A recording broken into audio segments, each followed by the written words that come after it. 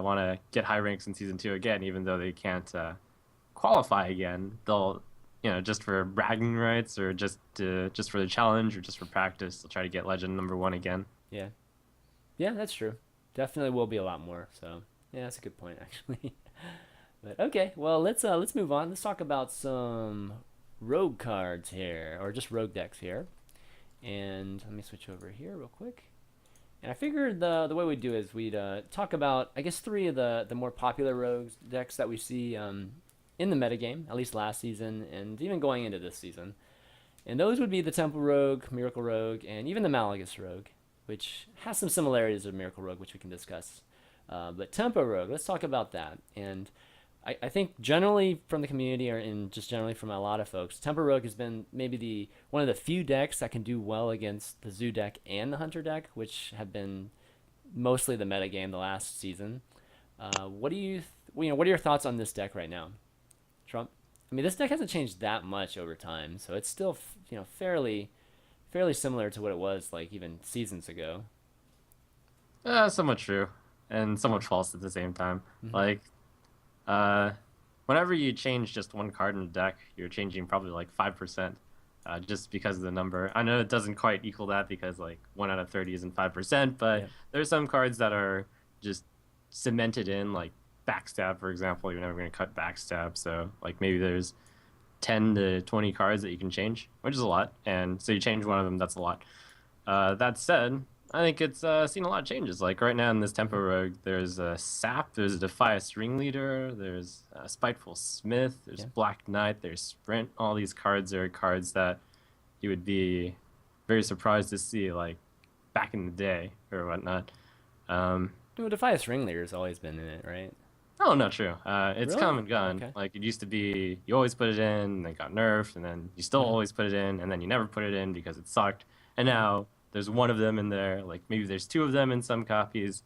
Yeah. So this deck's changed a lot, and this particular deck in I think there's a lot of things that you can change about it. Like one of the most flexible decks, I'd say.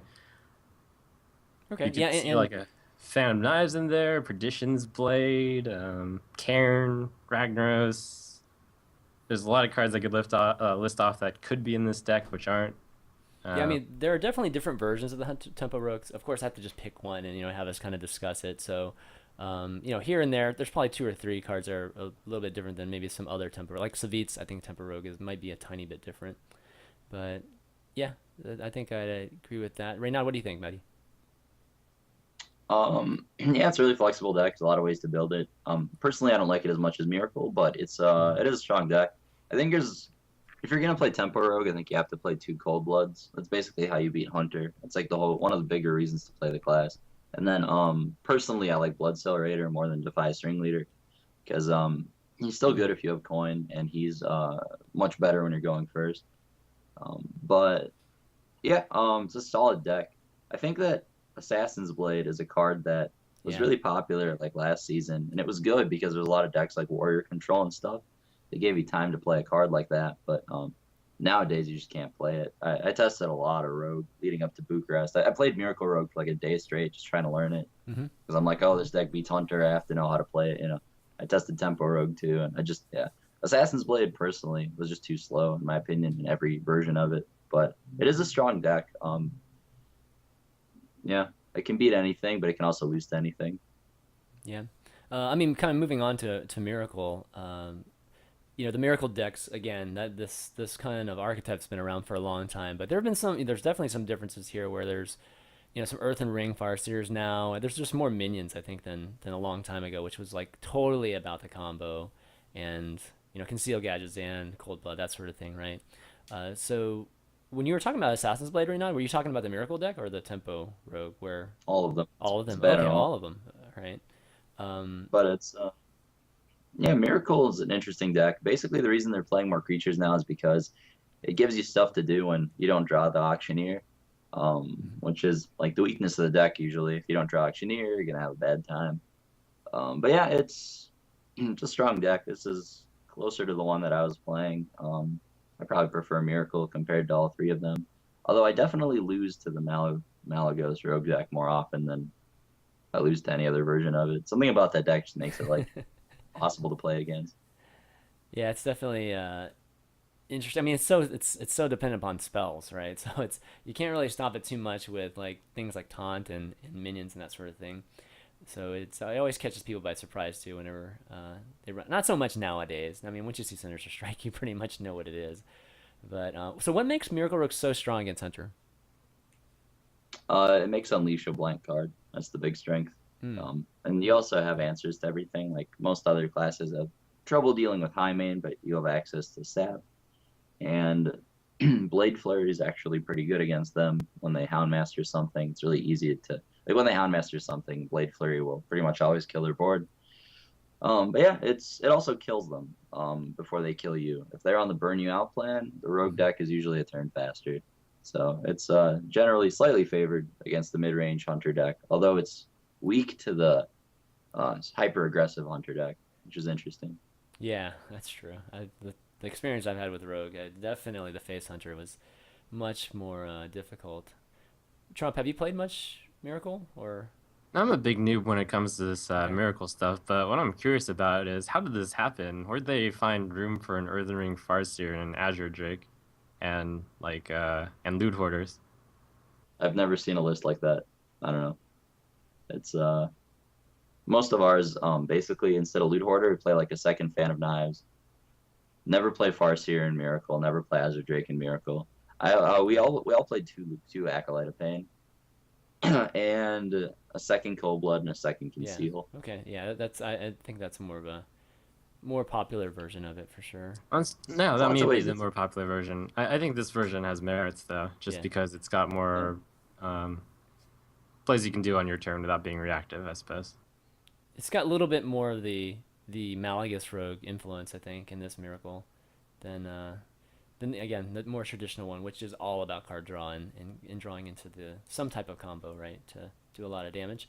How does Edwin play a factor in the Miracle Rogue for you, Reynad? I cut him. He just gets Hunter's Marked or Iron Beak Owled or Keeper of the Growth. I think he Okay, so you sucks. cut them all together. Okay. Yeah, like why would you all in on your hand and just like lose the game to a Hunter's Mark or Hmm. something? Like, what's the point? Right. Right. I never saw the strength of it really. I mean, if you coin it turn two and you have a 4/4, that's like good, but then I'm playing Animal Companion in my Miracle Rogue deck, which I don't know, like I don't really want a 3 mana 4/4 in Miracle Rogue. I'd rather just save my coin in Hero Power. Okay. All right. That's cool. I didn't. I've always played it in my or just the version I play. So that's never actually cut it. So that's cool. Let's see. Let's talk. Okay, let's move on a little bit to Malagus Rogue. How much have you guys played the Malagus Rogue? I haven't played it at all. I've lost to it all the time. Mm-hmm. Like I've beaten it like once out of 10 games. Yeah, I think it's got some popularity to it just because it runs Malaga, so it's got that sexiness appeal. Yeah. Everybody's been trying to make a viable Malagus deck for a long time now. So I think this one, maybe a Druid one I've seen from Tides, has been the closest thing to it. So what do you think are the strengths of it? Trump, I'll kind of ask you first, and then Reynad, you can follow up. All right, well, when you compare the Mela Rogue to the Miracle Rogue, you can see that and this Miracle Rogue is more of a blend between like Yeah. Reynad's Miracle Rogue when he plays in Mala Rogue. It's got the Earthen Ring Farseers, it's got the Azure Drake, so uh, you'll notice basically the Mala Rogue deck is a lot less reliant on having the Gadgetzan Auctioneer, which is a strength and weakness because it's strong because when you don't draw the Gadgetzan Auctioneer, then you're going to be much better off when you can play things like Earthen Ring Farseer and Azure Drake, which are just strong cards by their own right. They keep you alive, give you more chances to draw the Gadgetzan Auctioneer. On the downside, though, when you do draw the Gadgetzan Auctioneer, you're going to be a bit less explosive since there's no Leroy Jenkins here and there's no Shadow Steps, so it's less of it bursts you for 18 or 22 damage or whatever. There's not even there's not even Cold Blood in here, Yeah. but it's more of a incremental thing. And the burst is different. You get to turn 10 and then you Malagos Sinister Sinister. So it's like different flavor, but same general style. This one's rarely going to win before turn 9, but Yeah. it's more consistent, I would say. Okay. Reynad, what do you think of this deck? Yeah, I mean, Trip pretty much covered it. This deck is way stronger when you don't draw Auctioneer, but it's less good than the Miracle version with Leroy when you do draw Auctioneer. Um, I actually I didn't know there was a list of this available anywhere. There were just like two players last season, actually, one in EU and two in NA, three players, I guess, Yeah. that were playing this, and I would get paired against them all the time, and they were always about top 30 legend. And I actually had no idea I played Malagos. Like I'd played against this deck maybe 10 times at least Hmm. last season. Never knew Malagos was in it. I always lost Oh, to it really? though. You lost before Malekith? Wow. Yeah, Okay. yeah. Like I was playing Sinister Strike and I wasn't sure why, but like now that you see Malagos in it, it makes sense. Yeah. Um, Wow. but Okay. yeah, I mean, it's a strong deck, definitely. There's some changes I would make, as with most lists. Like I would probably cut the Malagos and the Sinister Strikes, but that's me. Put in Leroy and Um, Shadow Steps instead. no, well, maybe we'll see. Like Shadow Step's pretty good in this deck. You have a lot of cards that work well with it.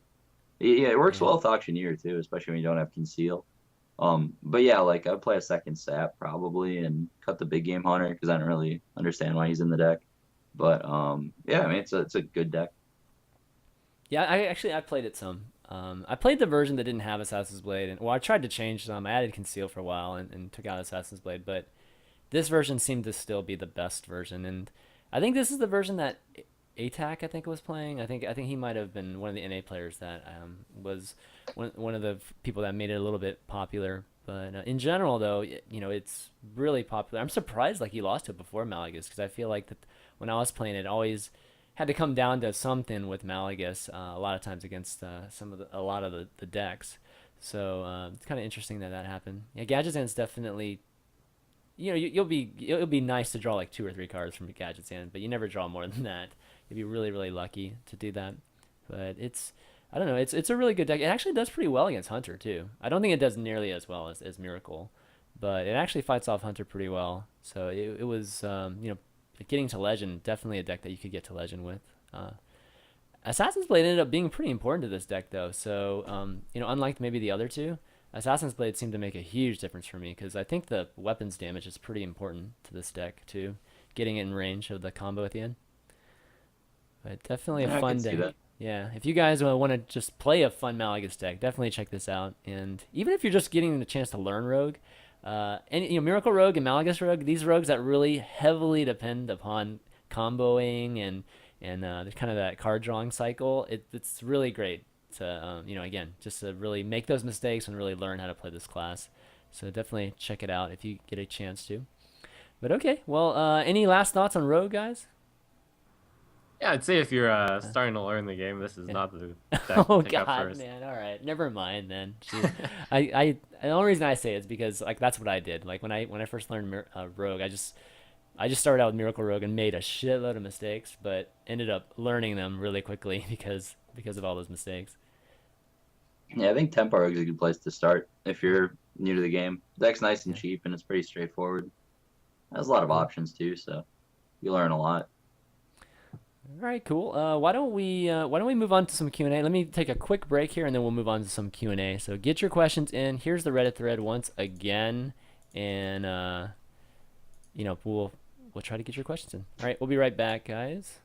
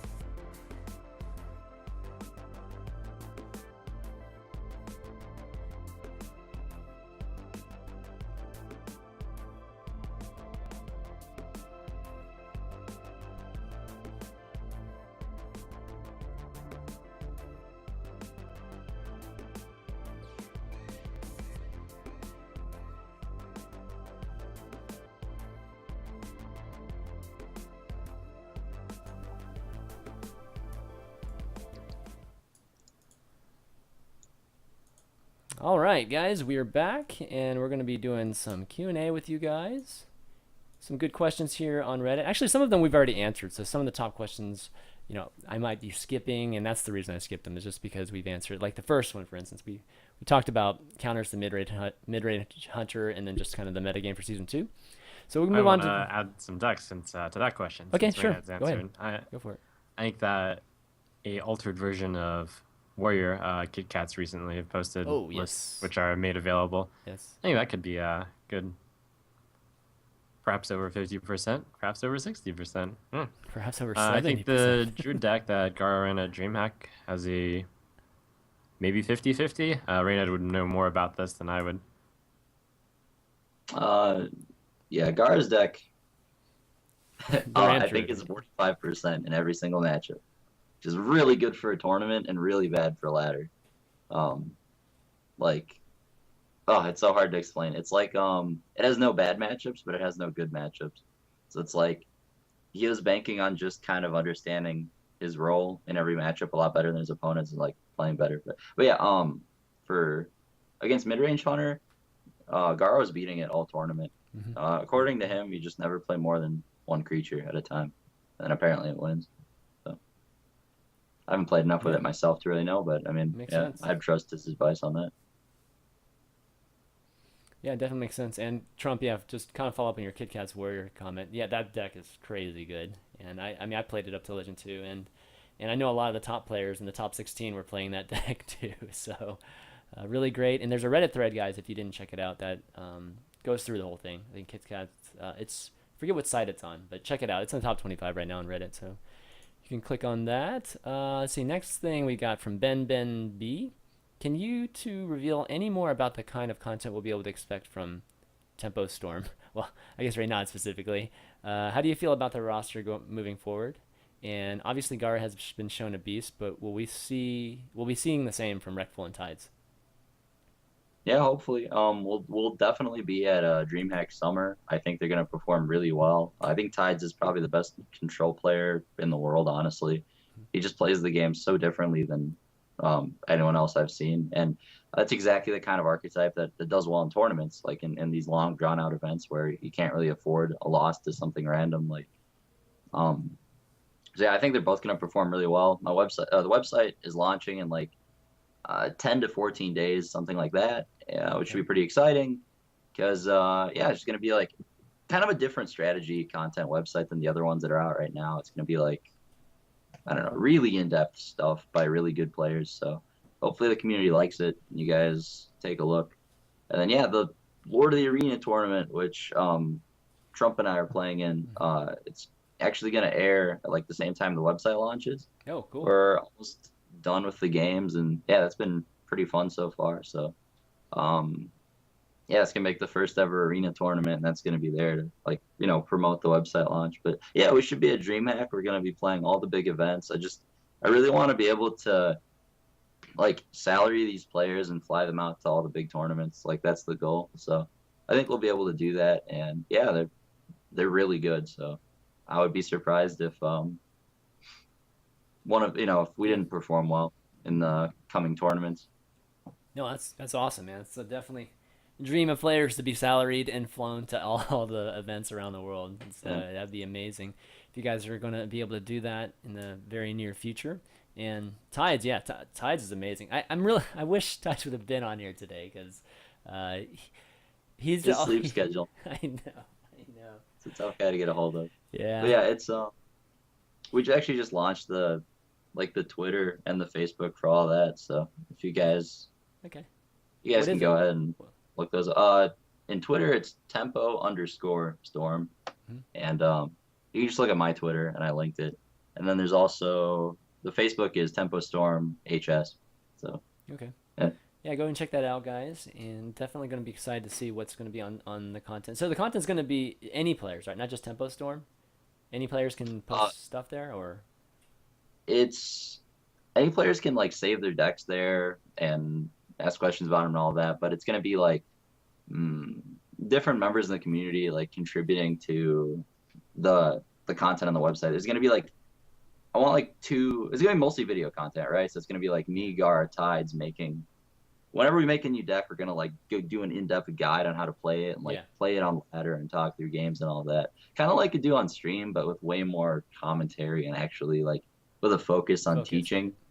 Mhm. Yeah, and then there's also gonna be a whole lot of content from other members of the community. Like I'll have to start approaching people honestly, and today or tomorrow about putting some content up. But there's like a lot of good players on ladder that just want a place to get their name out there. So Yeah. why not do a deck guide or something and put it up on tempostorm.com? Why not?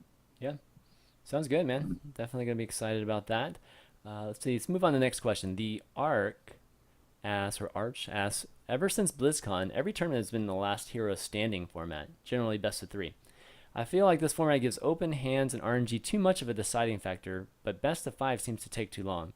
Any ideas for different formats? Also, as suggested on Reddit, do you think seeing the discards from tracking would be a suitable nerf to hunters? They have the only scribe in the game without its drawbacks. Trump, what do you think? I'll get your comments on this. All right, so on the first topic, I think best of 3 um, doesn't even out the randomness quite enough. I agree. Basically, for whoever wants to get the most consistent showing or whatnot, then the more games, of course, the better. So you should do best of 5 whenever possible, double elimination whenever possible. But time, so you weigh it. It's a tough balance. On the topic of tracking, I did recently wake up to see a surprising post on the first post of Reddit, which is Hearthstone Reddit, which is, oh man, I figured out the actual problem with Hunter, and it's tracking. And the change that they're suggesting is quite minor, I think, and it could be done. I don't think it would raise many waves. It's basically normally with tracking, you secretly choose 1 card out of 3, and then the rest of the 2 other cards are burned. And then the rationale was sometimes you burn your second, Unleash the Hounds, and the opponent doesn't know, and they're playing around it. So by revealing the cards that you trash, then you give your opponent a bit more information. Similar to how Soulfire, they know what card you discarded, so they don't have to play around that card either. I understand the rationale. It'd be an okay change. I'm neither for or against. I'm not really as enthusiastic as the original poster on that being the problem point. Okay. Reynad, what do you think of the current tournament formats? I think that the current tournament formats are what they are because there's like 2 types of tournaments. There's like these tournaments like Bucharest, which are these open tournaments with a ton of players and very little resources trying to make it all happen, which puts a constraint on like what the tournament format can be. You can't have like best of 5 when you're trying to finish a 108 player tournament or 128 player tournament in a day and a half. Like you just can't do it. So the other type of tournament is like these invitational like 8-player tournaments, which are really popular for like companies trying to get their name out there into the scene. And then for these tournaments, it's like how to put this, they can't really do Swiss because it would be it also take too long. Like with so few players, you want like a 3 to 4 hour broadcast or something like that. So it's just like depending on what you're trying to do, different formats have their pros and cons. But I think the best format would be a Swiss format, like Swiss best of 3. If you do Swiss, the whole best of 3 element is fine. Swiss best of 5 would just take way too long. But like Swiss best of 3 and then a clean cut at like, for example, if you have for those of you who don't know what Swiss is, you just like play like 7 matches against opponents with a similar record. So if you won your first 3, you have a record of 3-0. You play against someone else who's 3-0. Basically, I think if it's like 7 rounds, it should be a clean cut at 5-2. Because usually Swiss, they do a cut at like the top 8 players. The problem is the rank 9 player has the same record as the rank 8 player, so tiebreakers end up mattering. So I think if you take tiebreakers out of the equation and have it like a clean cut and then play 1 extra round for the top whatever, I think that's the best system. But it's not always an option depending on what kind of tournament's being run. I mean, so far we've pretty much seen every single event being run in the BlizzCon format. Oh man, look who just showed up, guy. Or We're gonna have to get him on next time. Ty's just showed up, guys. That's why it kind of went crazy here. We'll get him in. We'll have to have him on another time. It's kind of late, but so what do you guys? Drew, what's up, man? Sup? Well, we're probably gonna have to have you on another time, unfortunately, man. We're just like kind of rounding out the show, but thanks for hanging out though for a second. Oh, damn. Okay. Yeah, but let me talk to you later. I'll talk to you later about it though. God. All right, that was funny. I was gonna ask you guys about, I guess, the tournament format. Everything has pretty much been BlizzCon format since, gosh, I don't even know since when. What do you think about the single deck format? Is it even viable given the design of the game right now, and just kind of the popularity of just this whole multi-class type of thing? Or do you think that there could still be, maybe even like a very popular tournament series that's just only a single deck where you can, have side, like a side deck, not side decks, but a side table and that sort of thing. I don't really see the benefit. Like, why would you do? It's just people who are comfortable with Magic. They're like, oh, why don't you use the same format as Magic? It's like it doesn't have any advantages. The multi-deck format gets to showcase a bunch of different classes, which is more exciting for the viewers and the players. You still get to like react to what your opponent's doing by picking a different class rather than switching out cards. There's all these logistical issues you don't have. Like, how do you know that people are only switching cards out from their sideboard, for example, as opposed to other cards? And then yeah, it's just there's so many advantages to the multi-deck format that's only possible because it is an electronic game that we should just take advantage of that. I think it's a lot better than playing one deck and using a sideboard. Like, I don't really see what advantage that would have. Trump, thoughts? Yeah, pretty much agree. Like the multi-deck format showcases a lot more flavor because you showcase different hero abilities as well, and I just think it's better than a side door or a side fan, whatever it's called. Sideboard. Sideboard. God, I was like, Yeah. There it is. Okay. Next question. Let's see. We talked about the Paladin already. Let's see. What idea? Okay, so Andrella asked, what ideas for new cards for particular classes would you see? Like, I guess for a priest, asking specifically for a priest. What do you think they would? What single card would you add to a priest right now, class only? 2 mana, destroy a creature with power equal to 4. Oh man, okay, just to kind of complete the Shadow Word, series, basically. Shadow Word Yeti. Yeah, It'll be really good. Trump, what do you think? Well, you stole my answer. I think that's the answer I've given in the past. That's true. Oh, True. whoops. Okay, let's see. Well, any serious answer? I guess just a. No, that is a serious answer. Okay. Yeah. Okay. Why not have Like a card that specifically kills a 4-attack minion? Maybe like a 2-drop, I guess. I don't know. Like maybe like a 2-drop 1/5. I know it's insane stats, but when you compare it to like Armorsmith. But if they had like a 2-drop 1/5 and every time it took damage you healed that much, maybe that's OP. I don't know. Your hero healed that much? Yeah. Oh wow. Okay. That'd be I think like cool a boss dynamic, set every time it attacks it heals itself to full or something. Like, there's lots of different ways to do it. Oh, wow. Yeah. Whatever it is, it has to be cheap, I think. Yeah, similar to the Paladin, a priest just naturally needs to keep stuff on the board because the hero ability interacts with stuff on the board. Only your stuff. And if you don't have any stuff, then that's too bad. So what they're missing is some way to gain control of the early game somehow, which somehow is better than Zoo's early game. Like, not better, but competitive enough. Yeah. Yeah. Or maybe like Shadow Well, where he like deals 3 damage randomly instead of healing. But at like the beginning of your turn, so it's not like Ragnaros level OP. Right. Wow, that'd be pretty cool. Yeah. Okay, so next question here. We'll take a few more here. We got Shadow Well? Have you even played World of Warcraft? Not even remotely. I've played Warcraft 3, and I don't remember much of it because I was like 13. But I don't know. Moonwell? No, that'd do something different. Gosh. Night Elves had that thing where you replenish mana. So, I don't know, man. I just played Dota 1 and Footman Wars. I don't remember. Okay, next question. We got BW Go Go. Do you think Icy Winds is a viable counter to Hunter decks? What's that? I'm not sure. That's kind of what I was wondering with you guys. I think it might be. Is it a mage deck? Maybe the Frost Mage deck? I'm not What sure was what the Icy deck name again? Icy Winds? Oh, that sounds like a Frost Mage. Yeah, I think so. Okay, it's just in general. Do you think the Frost, the Freezing Mage or Frost Mage archetype is good against the Hunter decks?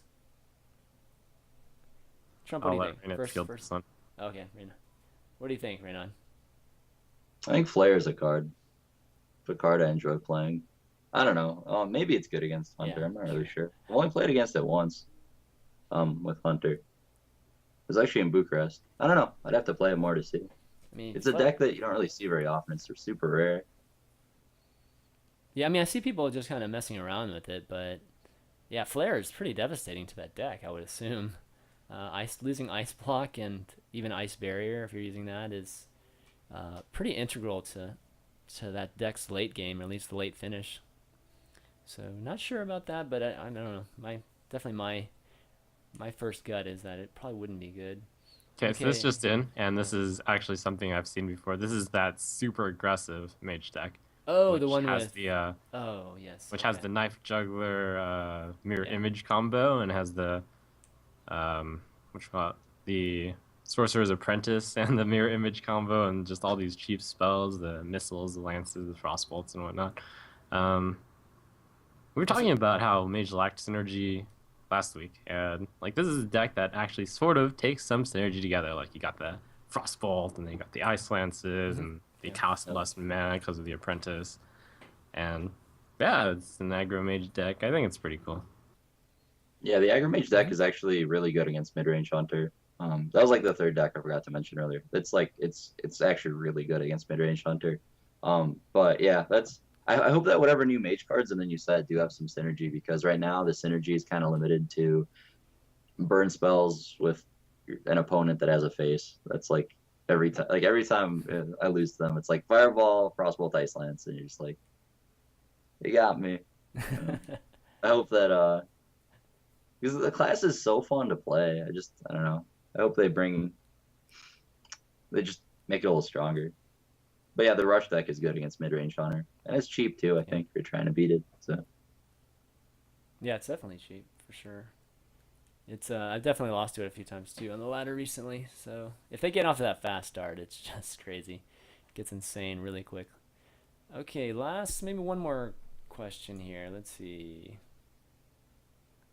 Oh, here's one. Black Tomato asks, "Do you think Venture Co is viable in Tempo Rogue?"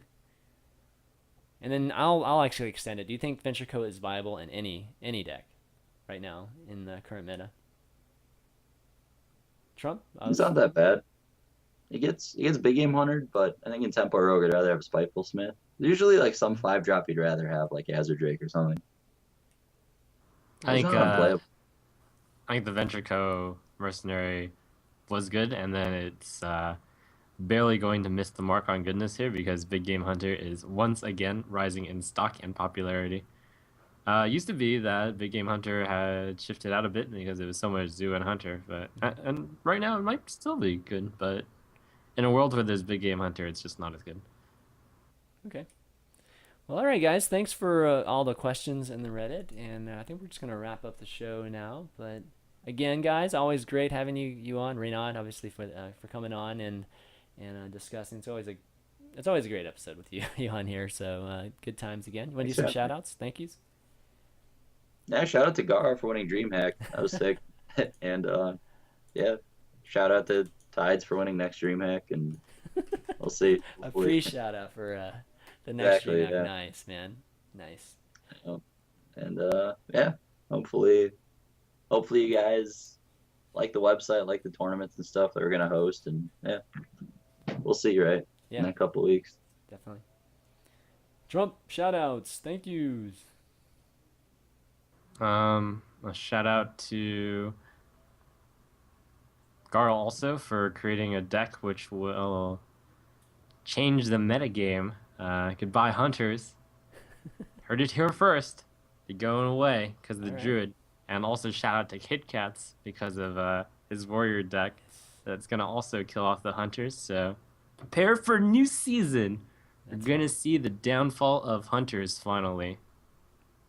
You know, I have to reiterate that shout out to KidCast because that's the Warrior deck that helped me get to Legend this season, and it's great against the Hunter. So we'll see if Trump is a prophet here, and we'll see what the percentages of all the classes played, I guess, at the end of the season will be here.